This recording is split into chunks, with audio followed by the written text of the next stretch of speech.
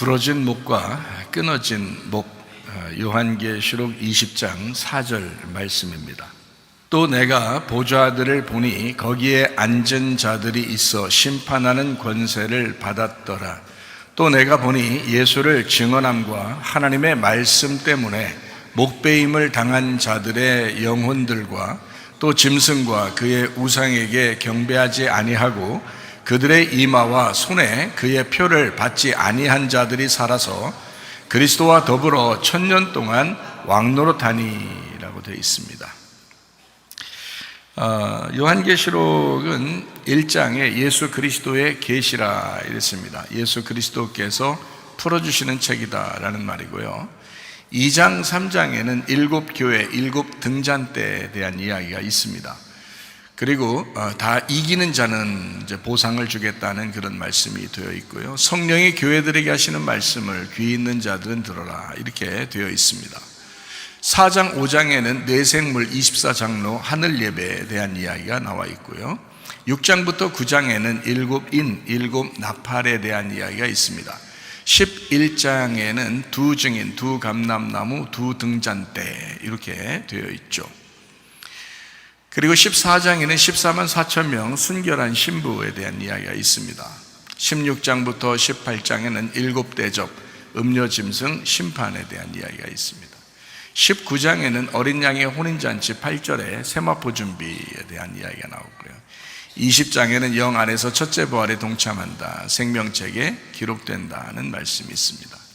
21장, 22장에는 성경의 마지막인데 새 예루살렘 생명나무 주님을 기다림 아멘 이렇게 해서 성경이 이제 마치게 되어 있습니다. 저는 요한계시록 20장 말씀을 보면 이 말씀이 사실 성경 요한계시록의 그 핵심과도 같다 이렇게 볼 수 있고요. 그리고 성경 전체에서도 핵심과도 같은 내용이다. 그것이 요한계시록 20장 4절의 말씀입니다. 요한계시록 20장 4절 말씀이 그만큼 중요하다는 얘기죠. 그만큼 중요한 얘기다. 이것이 요한계시록 20장 4절의 중요성입니다. 그만큼 핵심이라는 얘기입니다. 성경 전체의 핵심이다. 이것이 요한계시록 20장 4절의 말씀입니다. 요한계시록 20장 4절 말씀 다시 한번 볼까요? 또 내가 보좌들을 보니 거기에 앉은 자들이 있어 심판하는 권세를 받았더라.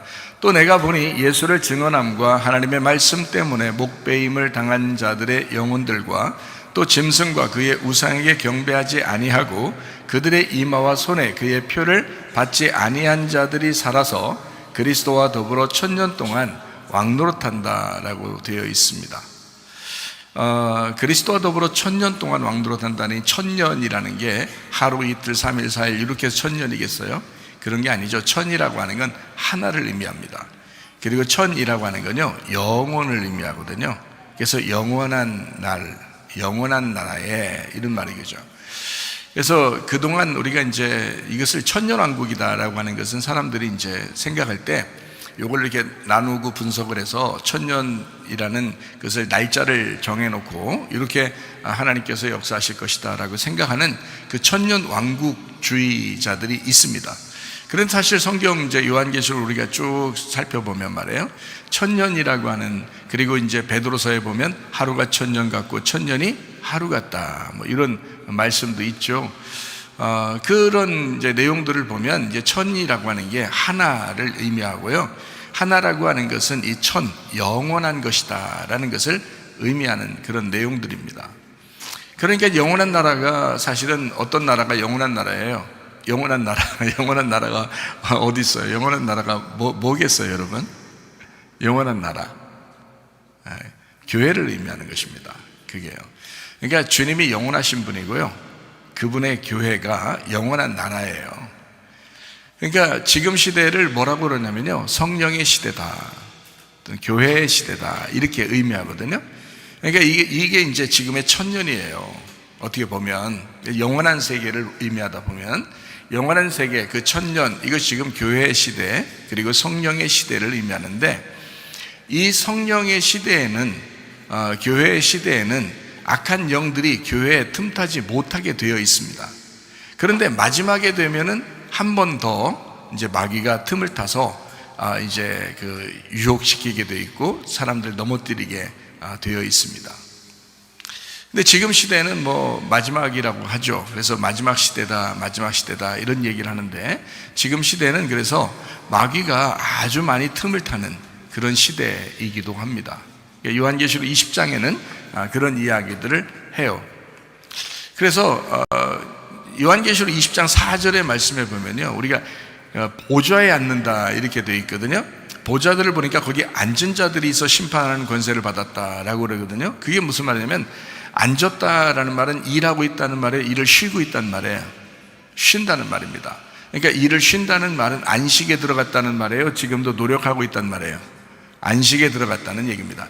안식에 들어갔다는 말은 성경적으로 우리가 보면요, 영적으로 안식에 들어갔다라는 말은 나의 일이 끝났다라는 것을 안식이라 그렇게 말하거든요.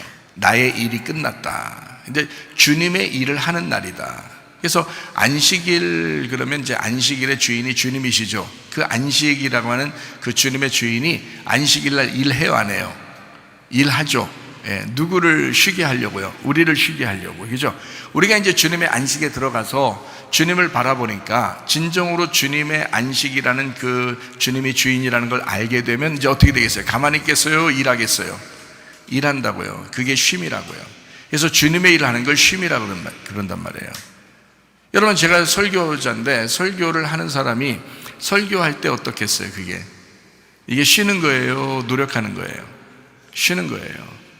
설교자는 설교 일을 할 때 쉬는 겁니다. 그러니까 이게 무슨 말이냐면, 예수님이 예수님의 사역을 하는 것이 안식이라고요. 예수님은 예수님의 일을 하는 것이 안식이고, 목사는 설교하는 것이 안식입니다. 마찬가지로 안식이라고 하는 것은 이제 어떤 의미를 가지고 있느냐, 간단하게 얘기해서 내가 노력한 나의 일이 쉬어지는 거예요. 나의 일을 쉬고 하나님의 일을 하는 거, 이걸 안식이라 그렇게 말하는 거예요. 성경적인 안식입니다. 그러니까 여러분이 교회 와서 안식하려고 했더니 와서 예배 드릴 때 졸고 잠자는 게 이게 진짜 안식인가 라고 생각하고 진짜 그렇게 노력해서 안식하려고 이렇게 노력하는 사람도 있을지 모르지만, 사실 교회 와서 좀 이렇게 교회 좀 이렇게 맛을 들이고 교회에 좀 열심히 다니고 직분을 갖게 되고 또 교회 목사님하고 친하게 되고 이렇게 되면 이제 주일날 어떻게 돼요? 주일날 막 편해요? 아니면 뭔가 막 하게 돼요? 뭔가 하게 된다고요. 그러니까 이제 세상에서는 세상 일을 이제 쉬었잖아요. 세상 일 쉬고 교회에 왔어요. 교회에서 열심히 일을 한단 말이에요. 이걸 뭐라 그러냐면 안식이라 그렇게 말하는 거예요. 진정한 안식. 그러니까 영혼의 안식을 말하는 거지. 몸은 노력을 하고 있지만, 몸은 수고하고 있지만, 주를 위해서 몸은 수고하고 있는데 영혼이 안식을 누린단 말이에요. 그 영혼의 안식을 얘기하는 거예요. 그러니까 보좌에 앉은 자들이 심판하는 권세를 갖는다. 앉았다. 일이 끝났다 이 말이에요. 자기 일이 끝났다. 이런 사람들이 어떻게 한다고요? 주님의 보좌에 앉아 있는다. 그러니까 진짜 주님의 안식에 들어간 사람들은 쉬고 있는 거죠. 그렇죠? 그러니까 보좌에 앉은 사람들이 심판하는 권세를 받았더라라고 되어 있고요. 여기에 또 이제 가장 핵심적인 이야기가 있습니다. 그게 바로 뭐냐면, 예수를 증언함과 하나님의 말씀 때문에, 자기 때문에가 아닙니다. 하나님의 말씀 때문에 목배임을 당한 자들의 영혼이 있더라. 그러니까 1000년 동안 다스리는 자들이 어떤 사람이냐? 목배임 당한 사람들이 1000년 동안 다스리더라. 하루 이틀 3일 이런 얘기가 아니라 영원한 세계를 의미하는 거고요, 교회를 의미하는 거고요, 하나님의 나라를 의미하는 것입니다. 천년 왕국이라는 그런 나라에, 교회에서 진짜 안식을 누리고 다스리는 사람은 어떤 사람들일까요? 여기 와서 야 이래라 저래라 막 이런 사람? 그런 거 아니거든요. 그렇게 그걸 다스린다 얘기하는 게 아니거든요. 어떤 사람을 1000년 동안 다스리는 사람이다 라고 얘기하냐면 목배임을 당한 사람입니다. 목배임을 당한 사람이 1000년 왕국에 들어가고 다스리는 사람이 된다라는 말이거든요. 그럼 1000년 왕국이 뭐라겠다고요? 영원한 나라, 하나님의 나라, 교회를 의미한다. 자, 이러면 이제 어떻게 되는지 좀 아시겠죠? 자, 어떤 사람이 거기에서 다스리는 통치자가 된다는 거예요? 내 목이 없는 사람이에요. 한마디로 말하면 목을 자르면 어떻게 돼요? 목이 날아가겠죠? 예, 그러니까 목을 자르면 죽거든요. 그래서 목 자르면 죽은 자예요. 그러니까 죽었다. 근데 그냥 죽는 것도 있는데 사람들이 이게 살인한다, 죽인다, 뭐 죽는다 이런 게 있는데요. 특별히 이 요한계시록 20장에는 목을 베었다, 목을 잘랐다 이렇게 하거든요. 목을 잘랐다라고 하는 것은 특징이 뭐예요? 죽긴 죽었는데 어떻게 죽었다는 거예요? 예, 목을 잘랐다 이 말은 머리가 없다는 말입니다. 목을 잘랐다 그 말은 머리가 없어졌다는 말이에요. 자, 그러면 어떤 사람이 천년왕국에 다스리고 통치한다고요? 내 머리가 없는 사람이. 한마디로 말하면 이 몸을 지배하고 통치하고 다스리고 내 몸을 이래라 저래라 하는 것은 뭐예요? 머리죠. 근데 내 머리가 없어요. 내 머리가 없으니까 내가 나의 주인이 아닌 거죠. 그럼 머리를 잘라냈어요. 그러면 여기에 내 머리가 없으니까 누군가는 머리가 돼야 이게 사람이 살아날 거 아닙니까? 자, 머리가 날아가니까 나는 죽었어요. 그러니까 내가 살아나려면 어떻게 해야 돼? 통치를 하려니까 어떤 사람이 그렇게 되겠어요? 어떻게 되겠어요? 내 머리가 날아가니까 그리스도가 내 머리가 되는 거예요. 여러분, 교회가 어떤 거예요? 교회가 어떤 곳을 교회라고 그래요? 그리스도가 머리가 되시고 교회가 그의 몸이 되었다라고 하는 걸 교회라 그러잖아요. 이해가 되시겠어요? 그러니까 진짜 교회는 자기 머리가 없는 거예요. 자기 주장이 없는 거예요. 자기 의견이 없는 거예요. 교회에 오면은 자기 승질이 없는 거예요. 자기 욕심이 없는 거예요. 자기 육체가 사라지는 거예요. 그래서 육체의 열매가 나타나지 않는 거예요. 이 몸을 통해서 육체의 열매가 나타나지 않고 육체가 사라지니까 육체의 열매가 나타나질 않아요. 그러니까 그리스도가 이제 머리가 바뀌어서 그리스도가 내 머리가 되시죠. 그래서 머리가 바뀌었단 말이에요. 그러면 이 몸은 어떻게 되겠어요? 그리스도가 성령님이시니까 그 성령의 열매가 맺혀지죠. 그래서 성령의 열매를 몸으로 활동하게 된단 말이에요. 그게 교회라고요. 그러니까 진정한 교회가 여러분이 되길 원하신다면 여러분 어떻게 돼요? 목을 잘려야 되겠죠. 그리고 목 베임을 당하고 이 머리가 그리스도로 바뀌셔야 합니다. 그러니까 나는 죽고 그리스도가 살아 있어야죠. 그러면 내 몸은 당연히 누구 거예요? 그리스도 거죠. 왜냐하면 머리가 주인이니까. 여러분이 지금 여러분을 여러분이라고 인식하는 것은 바로 어디에서 인식하냐면 머리에서 인식하는 거거든요. 나는 나야 라고 머리에서 인식하는데 머리가 날아가니까 나는 나라고 인정을 못한단 말이에요. 인식을 못한다는 거죠. 그리스도가 머리가 딱 되면은요, 그리스도의 몸이 되는 거예요. 내 머리가 아직 있으면 나의 몸이 되는 거고요. 이해가 됩니까? 그러면 진정한 교회, 진정한 하나님 나라에 갈 수 있는 사람, 하나님 나라의 통치자들, 교회 안에서 진실로 안식을 누리는 자들, 보좌에 앉아있는 자들, 이런 사람들은 어떤 사람이 돼야 된다는 거예요? 내 머리가 사라진 사람, 그리스도가 머리가 된 사람, 그리스도에게 소속된 사람, 그리스도에게 속한 몸이 된 사람들. 그러니까 자기 성질이 어떻게 있겠어요? 자기 욕심이 어떻게 있겠어요? 자기 의견이 어떻게 있겠어요? 그럴 수 없죠. 자기 교만할 수 없습니다. 자존심 상한다는 거, 이런 거, 뭐 어떤 사람 자존심 상한다고 막 그러던데, 누가 그러던데요. 그런 거 있을 수 없죠. 왜냐면 머리가 안 날아가서 그런 게 있는 거지. 머리가 날아갔으면 있겠습니까? 없죠. 어떻게든지 화해하고 어떻게든지 연합하고 어떻게든지 서로 하나 되려고 그러죠. 서로 사랑하려고 하죠. 그게 주님의 계명인데 머리가 주님으로 바뀌면요, 사람이 바뀌는 것입니다. 그건 당연한 거예요. 만약에 주변에 그렇게 바뀌지 않은 사람이 있다면 아직 거듭나지 못했다고 보면 됩니다. 어린아이입니다. 거듭나지 못해서 그런 거예요. 거듭난다고 하는 것은 머리가 바뀌었다는 뜻입니다. 주인이 바뀌었다, 거듭났다, 그렇게 말하는 거예요. 주인이 바뀌었다, 머리가 바뀌었다, 이런 거죠. 머리가 안 바뀌니까 사람들이요, 자기 마음대로 사는 거예요. 자기 마음대로. 그러니까 주를 사랑한다고 보기가 어렵죠. 그런 사람들은 참 주님을 사랑한다 이렇게 말한다, 겉으로만 말만 그렇게 하는 것 같아요. 그런 사람들이 꽤 많아요. 진짜 어지간히 하다 말아야 되는데 진짜 어지간히 진짜 말 안 듣고 그런 사람들도 꽤 있어요. 왜냐하면 머리가 바뀌질 않았기 때문에 그래요. 교회를 오래 다녔다고 해서 영혼의 구원이 있는 것은 아니에요. 영혼의 구원은 반드시 머리가 바뀌셔야 영혼의 구원을 받은 것입니다. 머리가 바뀌어야 돼요, 여러분. 머리 바뀌셔야 돼. 이게 진짜 요한계시록 20장 4절이요, 성경 전체의 핵심과 똑같은 말씀이에요. 가장 중요한 한 구절을 가져오세요라고 한다면 요한계시록 20장 4절 말씀. 그 정도로 중요한 말씀이 이거예요. 영혼의 구원을 위하여 네 목이 날아가고 그리스도로 머리가 바뀌면 주인이 바뀐 거예요. 거듭났다, 구원받았다. 그때부터 시작이잖아요. 그러니까 그리스도가 나의 머리가 되는 순간 이제 드디어 나의 육체는 날아가고 그리스도의 몸된 성령의 열매만 맺히게 된다는 거죠.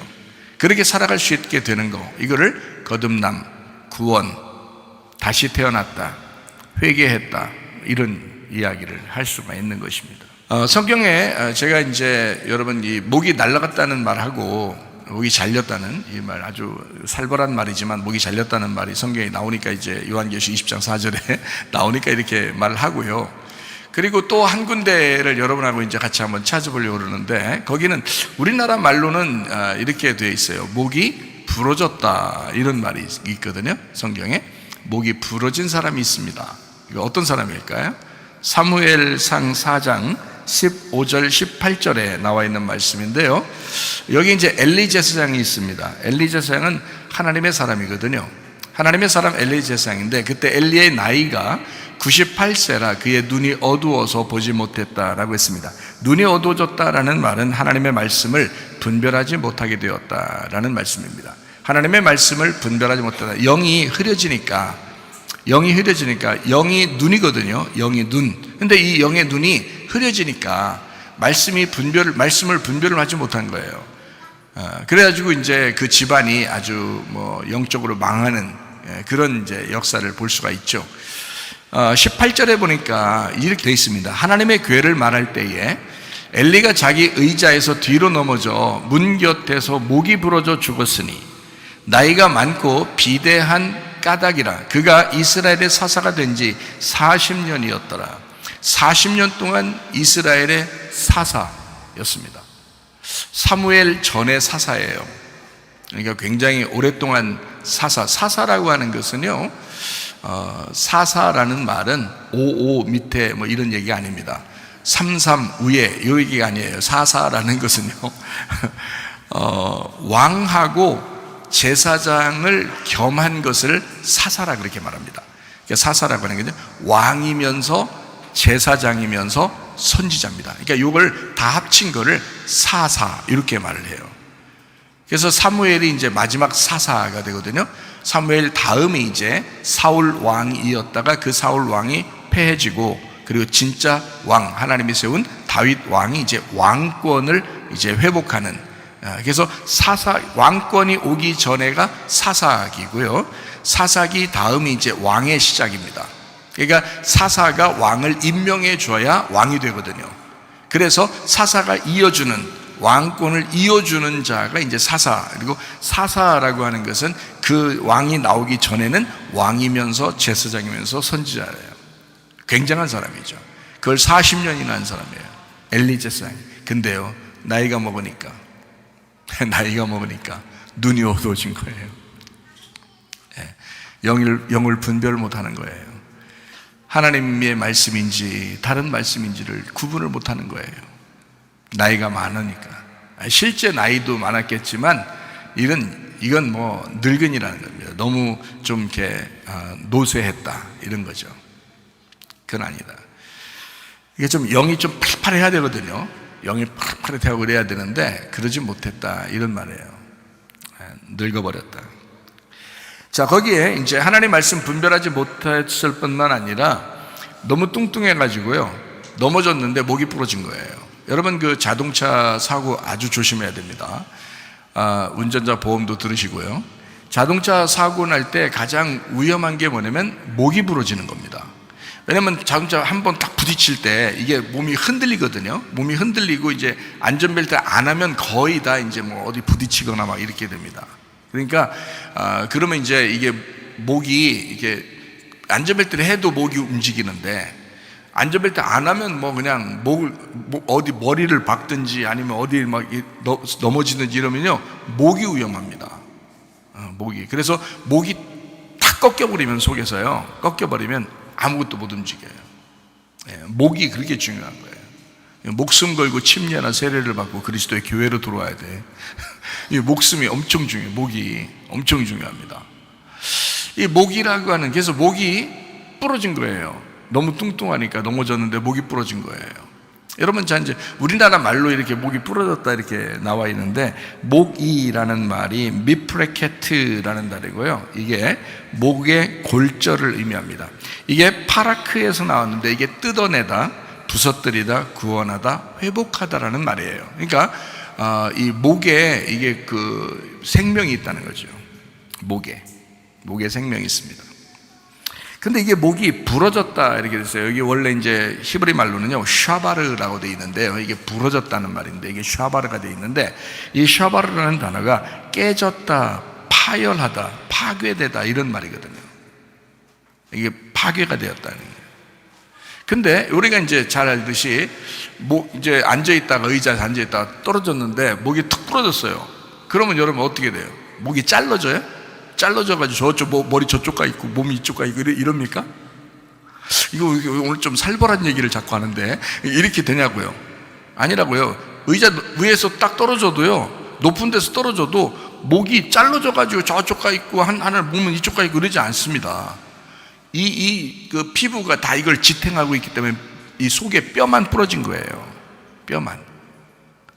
그러니까 목이 부러졌다, 앉아있을 때 목이 부러졌다는 말이 이렇게 되어 있는데요, 이 부러졌다는 것이 이제 파괴가 되었다 이런 의미인데, 깨졌다, 그러니까 구원이 깨졌다, 회복이 깨져버렸다, 뭐 이런 의미가 될 수 있습니다. 뭐 골절되었다 이런 거거든요. 한마디로 말하면 이제 목이라고 하는 것이 어디를 연결해 주는데요, 머리하고 몸을 연결해 주는 게 목이죠. 그래서 하나님의 비밀인 그리스도를 깨닫고 구원받은 자가 그리스도의 비밀인 몸된 교회로 들어오려면 목이라는 침례나 세례를 통해서 들어와야 말이 없다. 목이 그렇게 주님 앞에 옮겨드렸어야 된다 이런 말이거든요. 참 놀라운 말이에요 그거 진짜. 근데 이 목이라고 하는 것이 이제 골절이 됐다 이렇게 돼 있거든요. 목이 골절됐다. 그러면 잘 생각해 봐요.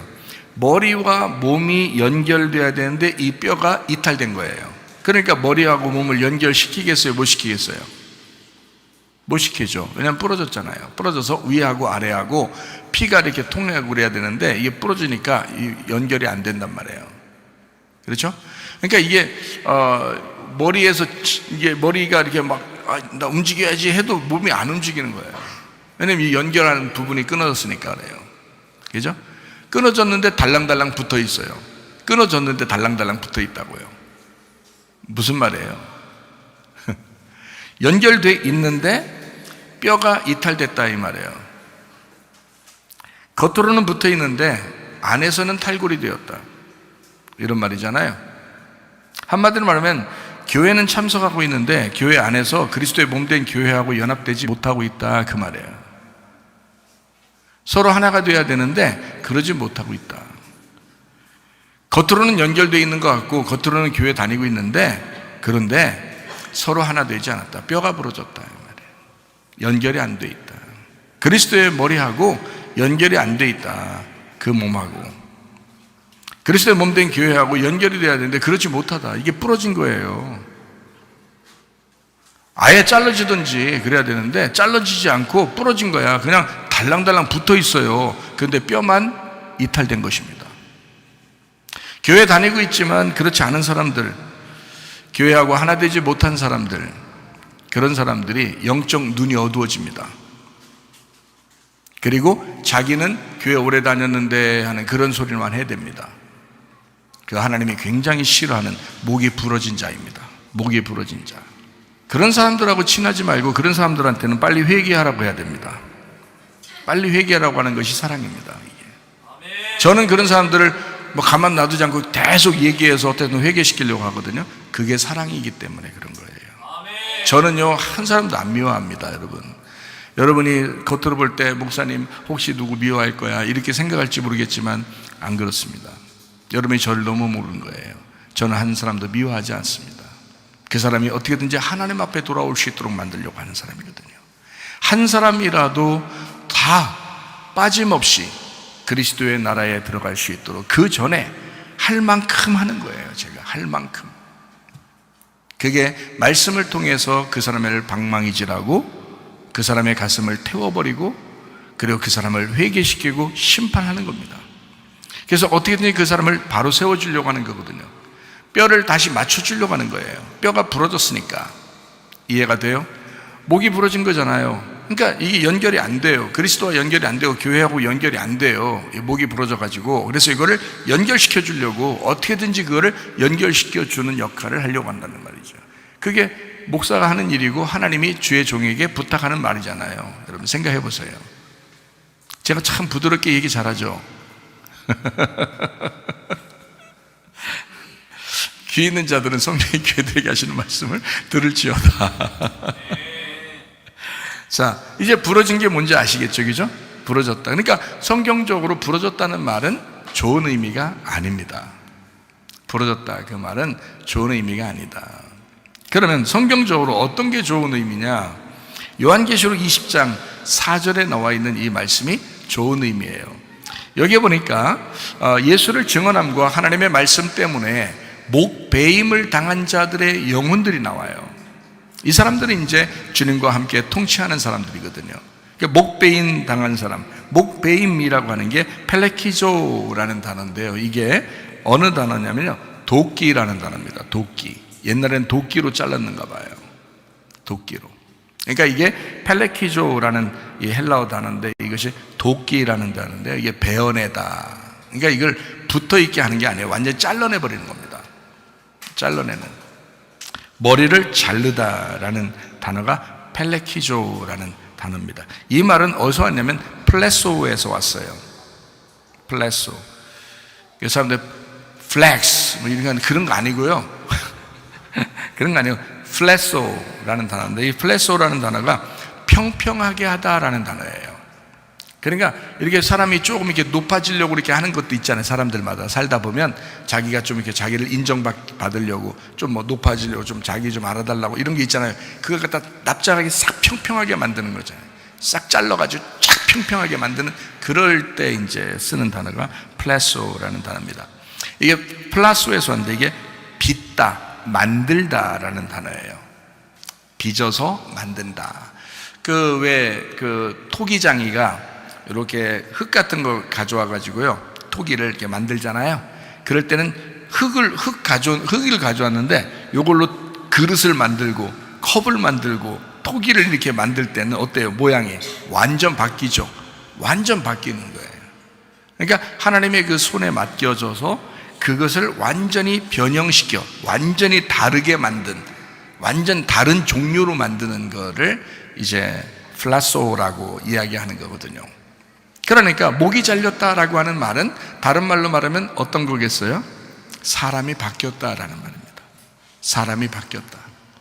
예. 그러니까 어떻게 하면 바뀔 수 있어요? 인간이 땅에서 태어나면, 땅의 운명을 가지고 태어나면요, 그대로 살게 되어 있거든요. 육체의 열매를 맺으면서 살게 되어 있는데 이게 완전히 바뀌어 성령의 열매를 맺게 되었다.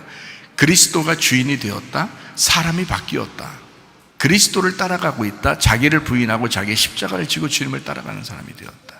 완전히 바뀌었다. 이거를 목배임 당했다라고 하는 것입니다. 목배임 당했다. 근데 이게 이제 어느 것을 얘기하는 목배임 당했다라고 하는 목배임 당한 영혼이라고 이렇게 이야기했거든요. 그러니까 여러분이 실제로 여기 있는 몸을 가진 우리의 몸을 이렇게 잘랐다 이런 의미가 아니고요. 목배임 당한 영혼이라는 거죠. 목베임 당한 영혼. 실제로 그때 당시에 순교당하는 사람들은 목을 이제 도끼로 잘라가지고 이렇게 끊어지기도 하고 그랬죠. 순교당하는 사람들은요. 근데 이제 이게 우리가 성경을 이 말씀들을 읽고 있는 우리들에게는 사실 영적으로 목베임 당한 사람들을 의미하는 거죠. 근데 영적으로 목베임 당한다고 하는 것은 뭐 보이지 않는 어떤 영 잘 모르겠는데 뭐 이런 말이 아니고요. 영혼, 나 자신, 진짜 나를 얘기하는 거예요. 영혼이라는 말은요. 영혼이라고 하는 것은 진짜 나를 의미하는 겁니다. 예, 여러분 몸이 이렇게 있잖아요. 이건 몸이라고 그래요. 몸. 그런데 이 몸에 진짜 내가 있어요. 그게 영혼이라고 그러거든요. 그거 아시죠, 여러분? 이걸 영혼이라고 그래요. 그래서 사람들이 몸만 치료하는 의사들도 도저히 뭐 이해할 수 없는 일들이 이 사람에게 벌어진다라고 할 때 그것을 이제 이해하지 못할 때 그것을 영혼의 세계가 있구나라고 이제 그렇게 의사들도 얘기하는 경우가 있죠. 그러니까 몸만 치료한다면 뭐 의사가 다 할 수 있겠지만 영혼의 세계가 있기 때문에 이게 도저히 이해할 수 없는, 어떤 사람은 죽었다가도 막 살아나기도 하고요. 어떤 사람은 뭐 이제 막 도저히 가망 없는 사람들도 막 이렇게 다시 살아나기도 하고, 막 이런 영혼의 세계를 이렇게 왔다 갔다. 그리고 사람이 막 이렇게 수술하는 가운데 갑자기 어디를 뭐 갔다 왔다고 막 하기도 하고 막 이런단 말이에요. 참 희한한 일들이 막 벌어진다는 거죠. 숨이 끊어졌는데, 분명히 수술하고 있는데 숨이 끊어졌는데 어디 갔다 온 거예요, 그 시간에 또. 이런 얘기들도 있고 그러잖아요. 이게 영혼이라고 하는 거거든요. 실제 나를 의미합니다. 영혼이 내 속에 있을 때만 내가 아픔을 느끼고 이렇게 때리면 아프고 뭐 이게 좀 상처나면 아프고 이런 거를 영혼이 내 몸 안에 들어있을 때만 느껴요. 이 영혼이 떠나면은 이 몸은 못 느낍니다. 그죠? 영혼이 떠나면 사람이 죽었다 이 말을 영혼이 떴다 이러잖아요. 밥숟가락 놨다 이러기도 하고요. 영혼이 갔어 뭐 이러잖아요. 뭐 이런 얘기도 하고 그러잖아요. 그게 그러면 이제 몸만 딱 남거든요. 그럼 이 몸에다가 뭐 그냥 뭐 왜 죽었어 그러면서 가슴을 막 때려도 몸이 아무 말도 안 하대. 막 가슴을 어떤 사람 막 왜 죽었어, 왜 나 놓고 갔어, 막 이런 사람도 있고 막 별 사람 다 있어요. 막 몸을 막 가슴을 막 때리면서 막 일어나 하면서 막 그냥 막 울고 불고 하면서 막 아무리 흔들어 제끼고 막 이래도 아프다는 소리 안 하대요. 예. 영혼이 뜨니까 이 몸은 그냥 흙덩어리 같은 거예요. 근데 사람들이 이런 흙덩어리 같은 걸 가지고 그렇게 열심히 살으려고 그래요. 사람들이 이 흙덩어리를 위하여 열심히 살으려고, 아주 그냥 성공해 보려고 막 그냥 몸부림을 치죠. 그냥 아주 자식들을 괴롭혀서라도 그냥 어떻게든지 막 그렇게 막 성공하게 만들어 보려고 막 몸뚱아리 잘 살려고. 근데요, 여러분, 가장 중요한 게 뭐냐면 여러분 속에 있는 여러분 영혼이 주님을 만나셔야 합니다. 다른 거 진짜 가만히 생각해 보면 저 쓸데없는 짓을 너무 많이 하는 사람들이 꽤 있어요. 영혼이 우리 속에 있을 때만 이 몸이 느낀다고요. 진짜 주인은 뭐냐면 이 몸의 주인은 영혼이었던 거예요. 영혼이 나라고요. 그래서 내가 여러분한테 항상 얘기하잖아요. 영혼이 구원받아야 된다. 제가 몸을 구원받는다고 얘기했어요? 우리가 영혼이 구원받아야 된다 이렇게 말을 하지, 몸은 치료받아야지. 몸은 치료받으면 되죠. 아플 때는 치료받으면 되죠. 근데 영혼이 막 온전해지고 영혼이 다 이렇게 주님을 만나고 이러면요, 몸도 치료돼요. 왜 그러냐고. 몸의 주인이 영혼이니까 그런 거예요. 영혼이 막 스트레스 받고 괴롭고 막 슬프고 막 꺼이 하면서 막 울고 막 이래봐요. 며칠 있다가 몸 병나요. 몸이 병난다고. 왜? 자기 주인인 영혼이 꺼이 울었단 말이에요. 그러니까 몸이 어때? 우리 주인이 우는데 자기는 어떻게 해? 그냥 주인이 우니까 자기는 그냥 병나버리는 거예요. 주인이 기침하니까 자기는 감기 걸려버리는 거예요. 이렇게. 그게 그냥 몸이에요. 몸은 따라가는 거야. 영혼이 주인인 거예요. 그래서 여러분, 영혼이 구원받으시면 여러분 몸이요 천사처럼 바뀌어서 천국갑니다. 영혼이 구원받으면 여러분 몸도 구원받은 거예요. 근데 영혼이 구원받지 못하잖아요. 그러면 여러분 몸은 영원히 저주 가운데 있게 됩니다. 영원히 구원받지 못하면 여러분의 몸은 영원히 저주 가운데 가버려요. 그러니까 이 몸이 구원받게 하려면요, 영원히 구원받으셔야 된다고. 영원히 목배임 당해야 된다고요. 영혼의 구원. 그래서 그 영혼의 구원을 여러분에게 성경을 좀 몇 가지 찾아보겠어요? 마태복음 10장 28절 말씀입니다. 몸은 죽여도 영혼은 능히 죽이지 못하는 자들을 두려워하지 말고 오직 몸과 영혼을 능히 지옥에 멸하실 수 있는 이를 두려워하라. 누가복음 21장 19절 말씀이요, 너희의 인내로 너희 영혼을 얻게 될 것이다. 끝까지 참으면 결국 영혼의 구원을 받게 된단 말이에요. 하나님은 그걸 원하신 거예요, 여러분. 데살로니가전서 5장 23절 말씀입니다. 평강의 하나님이 친히 너희를 온전히 거룩하게 하시고 또 너희의 온 영과 혼과 몸이 우리 주 예수 그리스도께서 강림하실 때에 흠없게 보존되기를 원하노라. 영은 푸니마고요, 혼은 푸시케라는 단어고요, 몸이라고 하는 건 소마라는 단어입니다. 이것이 세 개로 영, 혼, 몸 이렇게 다 흠없게 하나님을 만나면 좋겠다라고 이야기하잖아요. 베드로전서 2장 25절 말씀에 너희가 전에는 양과 같이 길을 잃었더니 이제는 너희 영혼의 목자와 감독 되신 이에게 돌아왔느니라. 너희 몸이 아닙니다. 영혼이 너의 주인이니까, 너니까. 그게 너니까. 진짜 너는 영혼이니까. 그러니까 몸에게도, 물론 몸에게도 잘 해줘야 되겠지만 영혼의 구원을 확실히 받고 있어야 된단 말이에요. 영혼의 구원을 위해서 날마다 여러분이 인내하셔야 된다는 거예요. 이게 지금 한 번에 구원받는 거냐고. 이게 인내해야지 영혼의 구원이 온다는데 이게 지금 한 번에 오는 거냐고. 이게 한 번 구원이 영원한 인내의 영혼의 구원이라면 여호수아와 갈렙 정도 돼야 된단 말이에요. 그 정도가 안 되면 낙오자가 되는 거예요. 다 중간에 교회는 다니고 있지만 중간에 목 달랑달랑, 목이나 부러져가지고 달랑달랑 하고 사는 거예요. 이게 완전히 목을 날려버려가지고 머리가 바뀌셔야 돼. 다른 사람이 돼야 된다고. 그리스도가 나의 주인이 되시고 그리스도가 나의 머리가 되셔야, 그게 진짜 교회라고요. 여러분, 진짜 교회만 신부고 그게 천국 가는 거지.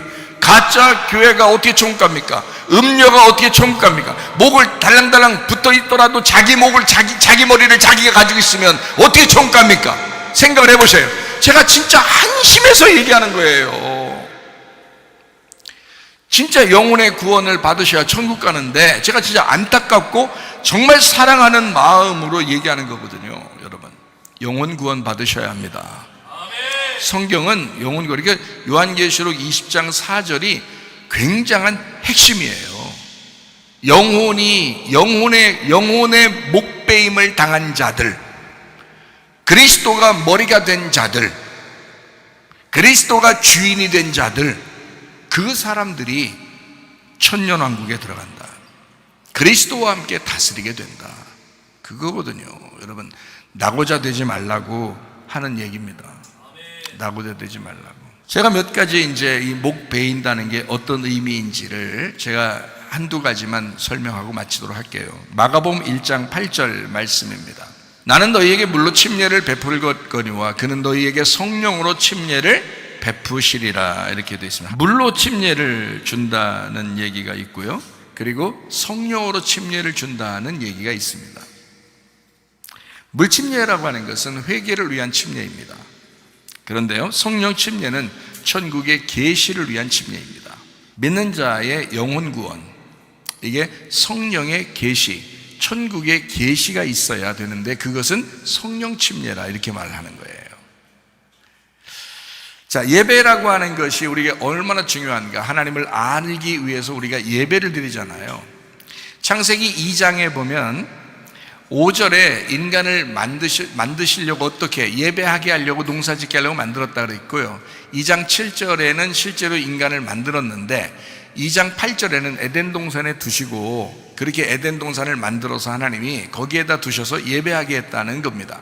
에덴 동산이 세 가지로 제가 여러분에게 설명했습니다. 하나는 성경적으로 설명하는 겁니다. 제가 그냥 무작정 막 설명하는 게 아니고 이걸 성경적으로 여러분에게 세 가지를 설명하는데 그게 이제 에덴 동산이다 라고 제가 여러분에게 이야기하는 거예요. 창세기에 그렇게 해석이 되는 것이 요한계시록까지 이루어지는 거예요. 자, 에덴 동산이 뭐라고요? 내 마음입니다. 내 마음이 에덴 동산이에요. 그래서 내 마음을 농사하고 예배한다는 의미고요. 그리고 가정이 여러분 에덴 동산입니다. 여러분 가정이 에덴 동산이에요. 그러니까 가정에서 인정받으셔야 되죠. 그렇죠? 교회가 에덴 동산입니다. 교회에서도 인정받으셔야 합니다.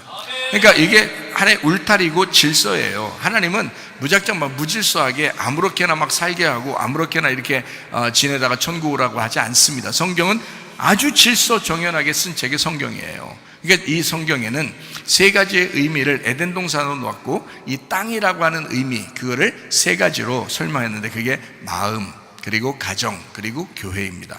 아주 정확한 설명이에요. 정확한 설명. 이렇게 세 가지를 제가 다 같이 이렇게 설명해 주는 것은 성경적으로 어떨 때는 마음으로 어떨 때는 가정으로 어떨 때는 교회로 제가 설명을 하기 위해서 여러분에게 세 가지를 이렇게 이야기를 하는 거거든요. 거듭난 사람은 예배를 드리게 되죠. 예배 드리면 하나님 말씀을 알게 되고요. 하나님 말씀을 알게 되면 서로 사랑하게 됩니다. 자, 어떤 사람이 예배를 드린다고요? 구원받은 사람이요. 어떻게 하면 구원받겠어요? 말씀을 듣고 믿음이 생기면 구원받아요. 말씀을 듣고 믿음이 생기면 구원을 받는데 그 구원받은 사람이 예배를 드리게 돼요. 예배를 드리면 반드시 말씀을 깨닫게 된다고요. 말씀을 깨달아야 정상이고 여러분이 우리 교회에 와서 말씀을 깨달아지지 않는다 그런다면 여러분 이 목사가 잘못 증거하는 것입니다. 아니 목사님 저 예배 끝나고 다 잊어버리는데요. 그거 말고 그 말 말고요. 여기서 말씀을 듣고 있는데 이해가 안 되고 깨달아지지 않는다. 성경 말씀이 도저히 이해가 안 된다. 이러면요. 목사가 문제가 있는 겁니다. 목사가. 여러분이 기억하고 안 기억하고는 여러분 문제고 집에서 실천하고 안 하는 건 여러분 문제예요. 여러분 예수님도요. 참 여러분 생각해봐요. 예수님도요. 12명 제자 매일 아침 점심 저녁 같이 먹으면서 잠도 같이 자요. 기도도 같이 해요. 그리고 전도도 같이 나가요. 병도 고치면서 거기 막 또 오병이어에 막 놀라운 축복 기적 막 이런 걸 막 하잖아요. 12명 딱 데리고 다니면서 진짜 골목대장, 예수님의 골목대장 12명 막 쭉 끌고 다니잖아요.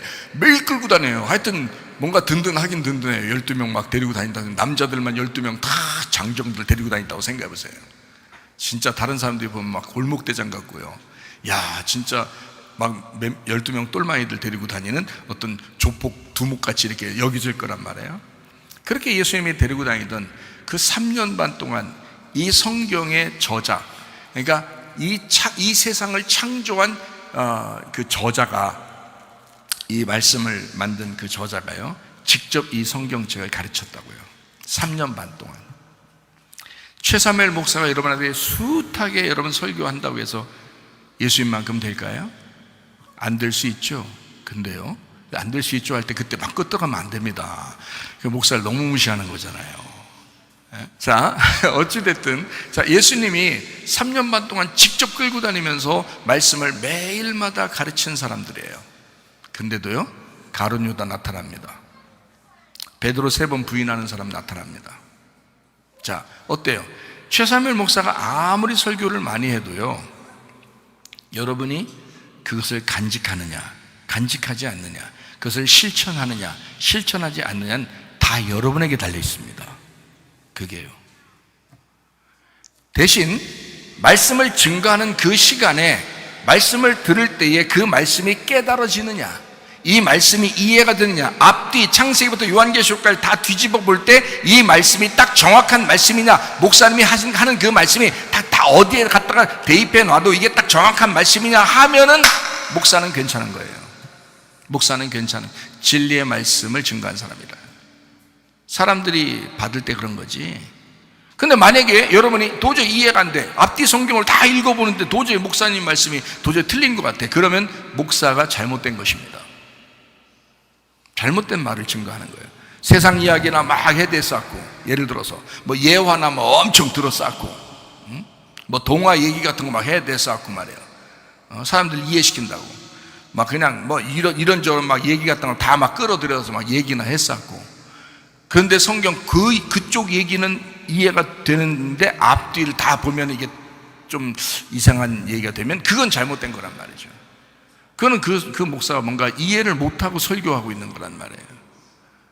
근데 이 목사가 만약에 최 목사가 만약에 창세기부터 요한계시록까지 딱 질서 정연하게 딱 이해가 되도록, 이게 딱 맞다, 어디에 갖다 대입해놔도 이 말씀이야 라고 설명이 됐어요. 여러분이 그런 말씀이야 라고 이해가 됐어요. 그런 목사 말은 잘못된 말이 아니라는 거죠.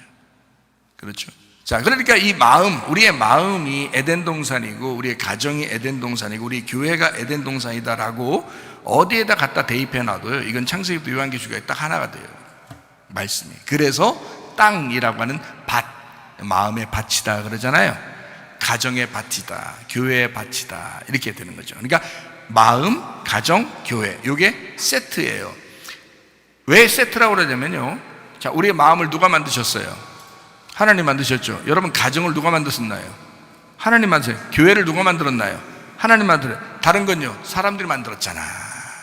다른 건 다 사람이 만들었잖아. 근데 가정은 하나님이 만드셨잖아. 교회는 하나님이 만드셨잖아. 여러분, 마음은 하나님이 만드셨잖아. 하나님이 만든 땅이라고요. 하나님 만든 밭이라고. 이해가 되시겠어요? 그래서 제가 이 세 가지를 같이 이야기합니다. 이게 에덴 동산이라고요. 그게 신부가 돼야 된다고, 요한계시록에 와서는. 그 잘못된 밭, 예를 들어서 돌짝밭이 있어요, 뭐 가시밭이 있어요, 뭐 길가밭이 있어요. 이거 다 뭐라, 음녀라 그러는 거예요. 요한계시록에서는 그걸 음녀라 이렇게 말하는 거예요. 그럼 그걸 돌을 제거했어요, 가시를 제거했어요, 길가밭을 막 갈아엎어서 부드럽게 만들었어요. 그럼 뭐가 된 거야? 신부가 된 거야. 그 신부는 어린 양의 씨를 받은 거지. 이해가 되겠어요? 네, 그렇게. 그래서 밭, 땅, 마음, 가정, 교회, 하나님이 만드신 기관, 두 기관, 가정과 교회. 여러분, 가정에서 인정받으셔야 돼. 남편은 아내에게 인정받으셔야 돼. 아내는 남편에게 인정받으셔야 돼. 성도는 목사에게 인정받으셔야 돼. 목사는 성도들에게 인정받아야 돼. 목사가 이 아멘은 좀 작아진 것 같아 보니까. 자, 목사는 성도들에게 인정받아야 돼. 별로 인정하기 싫어도 그렇게 해야 돼. 인정받아야 돼. 목사가 잘못되면 학생이 목사를 지적해도 나는 들을 줄 알아야 돼. 이해가 되시겠어요? 그래야 진짜지. 그래. 내가 잘못한 거는 누가 얘기해도 들을 줄 알아야 되고요. 그리고 여러분도 목사가 얘기하면 다 들을 줄 알아야죠. 그거야. 서로 사랑이잖아. 서로 사랑. 우리는 누가 높낮이가 있는 게 아니라 서로가 평등하고 서로가 사랑한단 말이에요. 그게 교회라고요. 서로 각 지체라고요. 지체. 그런데 하는 역할이 다른 것뿐입니다. 집사님들하고 권사님들하고 장로님들하고 우리 학생들하고 또 온라인 팀들하고 목사하고 이렇게 하는 역할이 다른 것뿐이죠. 이해가 되시겠죠? 자, 거듭난 사람은 예배 중심으로 살게 되어 있습니다. 자, 말씀을 듣고 믿음이 생기면 구원을 받는다 그랬어요. 구원 받으면 예배를 드린다 그랬어요. 예배 드리면 하나님을 알게 된다 그랬어요. 하나님을 알면 뭐 한다고요? 하나님을 사랑하게 되어 있고 이웃을 사랑하게 되어 있고 서로 사랑하게 되어 있다. 그게 마태복음 22장 37절부터 40절까지 말씀에 하나님을 사랑하고 이웃을 사랑하라, 이것이 첫째 되는 계명이다라고 이렇게 나와 있는 말씀이거든요. 그리고 요한복음 13장에 34절 35절에 보면 서로 사랑하라, 이게 세 계명이다라고 했습니다. 그러니까 계명은 세 가지예요. 하나님 사랑, 이웃 사랑, 서로 사랑, 이렇게 되어 있어요. 이게 주님의 말씀이거든요. 그래서 구약과 신약과 그 다음에 구약과 신약을 완성하신 예수님, 이렇게 되죠. 마찬가지로 율법과 은혜, 그리고 그걸 완성하신 예수님, 이렇게 돼요. 그러니까 예수님으로 인하여 서로 사랑이 완성되는 것이다, 이렇게 볼 수 있는 거죠. 그래서 우리에게 이제 주어지는 우리가 하나님을 사랑하지만 하나님이 우리를 또 사랑하시잖아요. 우리가 이웃을 사랑하고 이웃도 우리를 사랑하잖아요. 그러면 서로가 이웃인데 이게 서로 사랑하면 이게 하나가 되잖아요. 마찬가지인데 우리의 이웃이 진정한 이웃이 누구겠어요? 우리 진정한 이웃이 강도 만난 자, 이 사람 알죠? 이웃이 누구겠느냐? 그 강도 만난 자의 진정한 이웃이 누구겠어요? 사마리아 사람. 사마리아 사람의 진정한 이웃이 누구겠어요? 강도 만난 사람. 거기에 제사장도 지나가죠. 바리새인도 지나가죠. 율법사도 지나가죠. 그죠? 근데 그 사람들은 지나가는 사람이죠. 엑스트라. 그냥 지나가는 사람. 주인공은 누구예요? 사마리아 사람하고 강도 만난 사람이잖아요. 둘이 뭐예요? 둘이 이웃이잖아요. 둘이 이웃인데 이웃을 사랑하는 게 둘이 이웃을 사랑함으로써 서로 사랑하게 되면 연합하게 되죠. 그걸 하나의 사랑, 서로 사랑이다 이렇게 말하는 거거든요. 그러니까 하나님 사랑, 이웃 사랑, 서로 사랑이에요. 하나님이 이웃으로 왔는데 우리에게 이웃으로 왔어요. 근데 어떤 사람만 구원한다고요? 어떤 사람만 사랑한다고요? 강도 만난 사람만 사랑한다고요. 강도 만나면 어떻게 되는데요? 반 죽게 되거든요.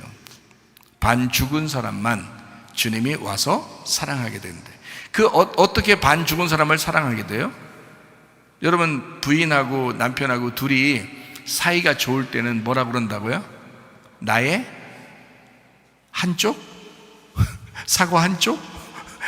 나의 반쪽 그러죠? 나의 반쪽 이게 남편과 아내들이 하는 얘기잖아요. 강도 만난 사람이 반이 죽었어요. 그러니까 예수님이 선한 사마리아인으로 왔을 때는 이 사람과 이 예수님은 이 선한 사마리아인과 강도 만난 사람은 서로 반쪽인 거예요. 그래서 반쪽이 만난 거예요. 그래서 자기 반쪽을 찾아온 거예요. 그 강도 만난 자 그 사람이 반이 죽은 그 반쪽이 예수님 반쪽을 만난 거고요. 예수님도 자기 반쪽을 찾으러 돌아다니다가 여리고에 내려가던 그 강도 만난 그 반쪽을 자기 반쪽을 찾은 거예요. 자, 율법사들이나 바리새인들이나 예를 들어서 제사장들이나 레위인들이나 다 지나갔어요. 이건 지나가는 사람이라니까요. 예수님의 친구가 될 수가 없습니다. 예수님의 반쪽이 될 수가 없습니다. 교회는 다니지만 하나님을 알고 있다고는 하지만 그러나 교만한 사람은 주님의 은혜를 받을 수가 없어요. 주님의 반쪽이 될 수가 없다고요. 어떤 사람만 반쪽 된다고요? 의도 터진 사람. 강도 만났다. 그 강도가 뭐겠어요? 강도가 율법이에요. 율법이 강도라고요.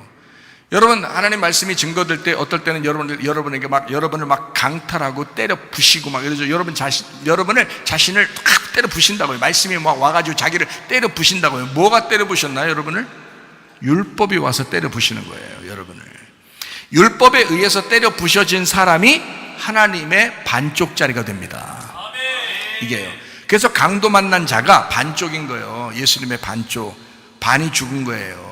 왜 다 죽일 수 있는데 왜 그 반만 죽였을까요? 4분의 3을 죽일 수도 있는데 왜 반을 죽였다고 성경에 나와 있을까요? 반을 딱 죽여야 반쪽이 되거든요. 그래서 그 하나로 만들기 위해서 하나가 되기 위해서 예수님과 하나가 되기 위해서 반이 죽은 사람이거든요. 강도 만난 사람.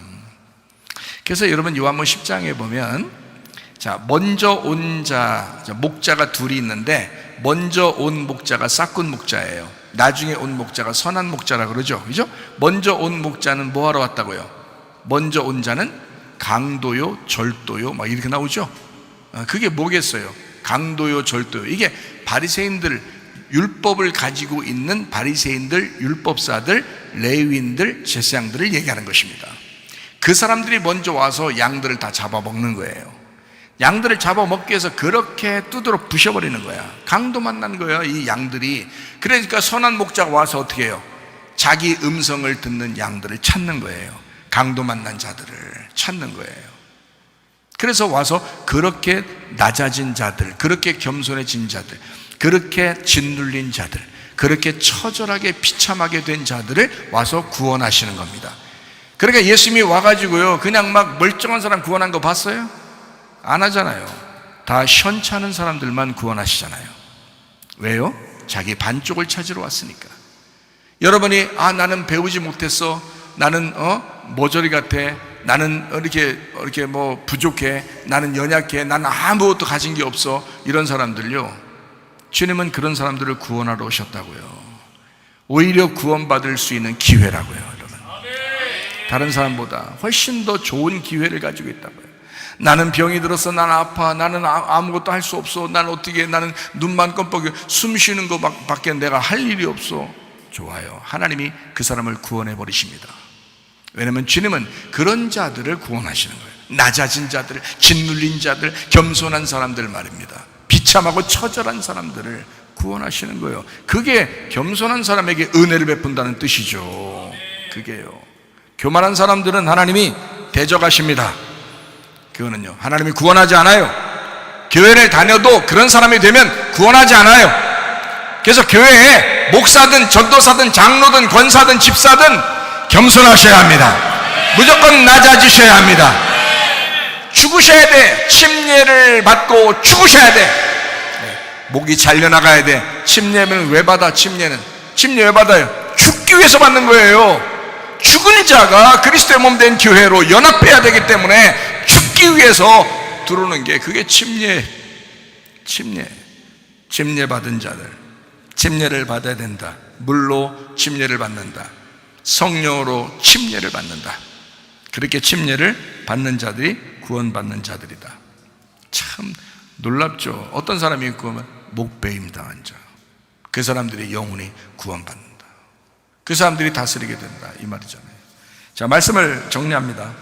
이제 그 목 베인다는 게 어떤 의미인지 좀 아시겠죠? 한 군데만 더 찾아봅시다. 마가복음 1장 15절 말씀 한번 찾아봅시다. 마가복음 1장 15절 말씀. 이르시되 때가 찼고 하나님의 나라가 가까이 왔으니 회개하고 복음을 믿으라 하시더라. 회개하고 복음을 믿으라. 회개하고, 이게 목배임 당하는 거예요. 그러니까 성경에는 목배임 당한다고 요한계시록 20장 4절에 말씀하고 있지만 마가복음 1장에는 침례를 받는 것에 대한 이야기를 하고 회개하고 라고 되어 있죠. 이 말이 목배임 당하고 라는 말과 같은 거라고요. 의미가 같다, 이 말의 의미가. 여러분, 진짜 침례를 받으셔야 되고요, 진짜 회개하셔야 합니다. 그래야 이게 목배임 당한 자가 되는 거예요. 여러분 교만하지 말아요. 하나님은 교만한 자를 반드시 대적하실 것입니다. 겸손한 사람에게 은혜를 베푸십니다. 진정으로 은혜 받을 만한 그런 사람, 목배임 당한 사람, 그런 자격을 갖춘 사람, 다른 거 없어요. 겸손한 사람들입니다. 자, 요한계시록 20장 4절 말씀 하나 읽고 이제 마치도록 하겠습니다. 또 내가 보좌들을 보니 거기에 앉은 자들이 있어 심판하는 권세를 받았더라. 또 내가 보니 예수를 증언함과 하나님의 말씀 때문에 목배임을 당한 자들의 영혼들과 또 짐승과 그의 우상에게 경배하지 아니하고 그들의 이마와 손에 그의 표를 받지 아니한 자들이 살아서 그리스도와 더불어 1000년 동안 왕노릇했다. 이 세상 살아가려고 하는 자들이 아니었다. 이 세상에서 죽고자 하는 자들이었다. 그러니까 오직 그리스도만 머리 삼으려고 했던 자들이었다. 그리스도를 주인 삼아서 살려고 하는 자들이었다. 목배임 당한 영혼들, 그리스도의 참된 사람들, 그리스도의 신부들, 그리스도의 사람들, 여러분과 제가 다 되시기를 바랍니다. 우리 기도하겠습니다. 하나님 앞에 기도할 때 우리 하나님 아버지여, 주여 내 머리가 날아가고 그리스도의 머리로 내가 살게 하옵소서 기도합니다. 우리 하나님 아버지여, 사랑과 은혜를 감사를 드립니다.